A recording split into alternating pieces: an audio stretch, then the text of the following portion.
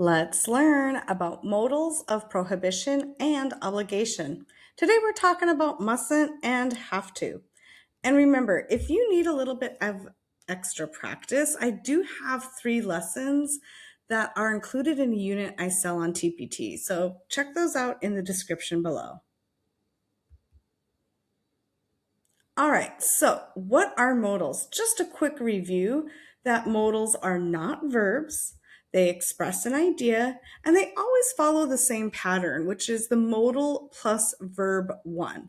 So one of the first modals you probably learned was can, and it expresses the idea of ability. And so we say like, I can run. Run is verb 1 or your base verb. I can sing, I can dance.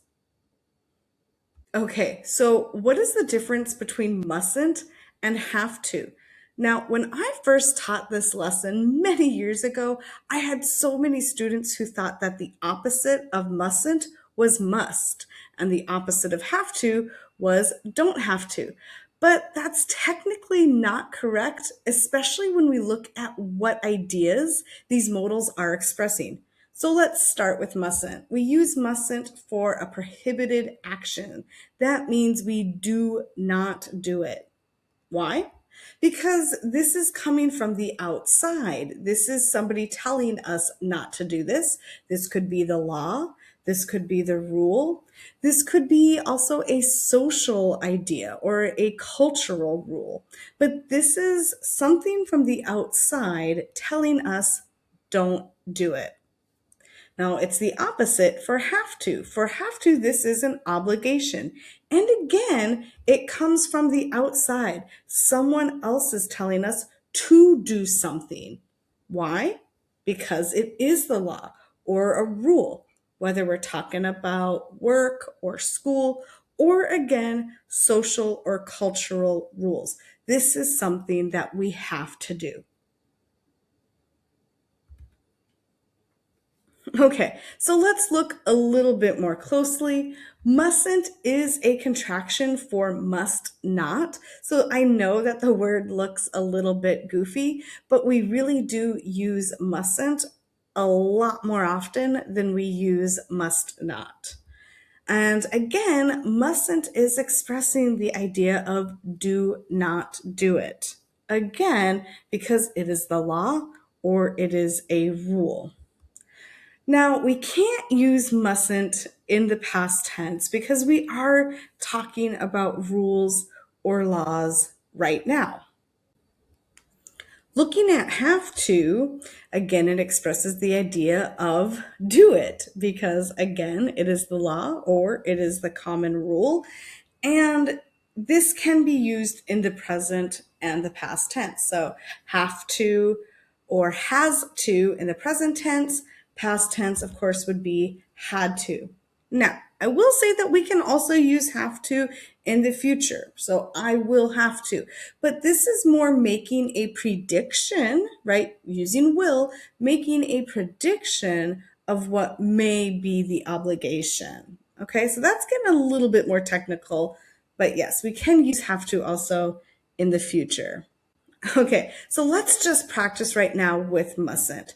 Read each sentence and then simply match them to the picture that corresponds with them. So again, we're using mustn't and following the modal formula, we have verb 1 swim right after. Here we have verb 1 smoke, cross, and park. All right, so go ahead and pause the video, match the sentences to the pictures, and when you're ready for the answers, hit play. Okay, so let's take a look at number 1. You mustn't swim at this beach. That is picture C. Number 2, you mustn't smoke here. Picture B.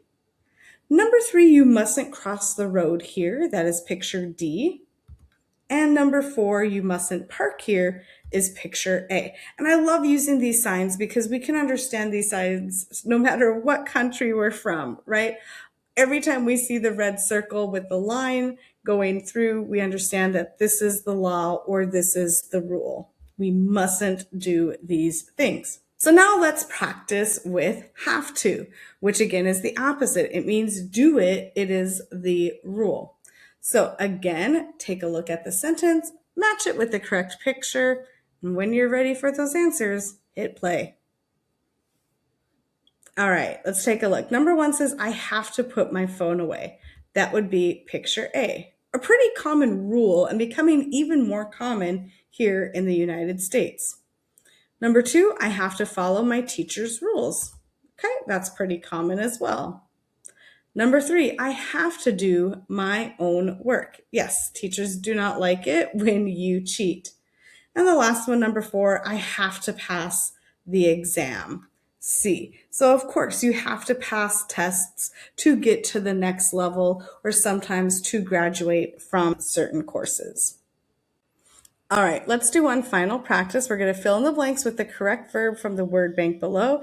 And our verb 1 or base verbs are wear, use, talk, and sign in. Now, I do have 2 examples that use mustn't. So again, that means do not do it. It is against the law. And I have 2 examples using have to, which means do it because it is the law or it is the rule. Go ahead and pause the video, and then when you're ready to see the answers and talk about them, hit play. All right, let's take a look at number 1, and the correct answer is talk. Let's go ahead and read number 1 together so we can practice our speaking fluency. Number 1, shh, you mustn't talk during the exam. All right, number 2, the correct answer is wear. Let's read it together. Number 2, we have to wear seatbelts when driving. Number 3, the correct answer is sign in. Again, let's read it together. We have to sign in for work on time or we get in trouble.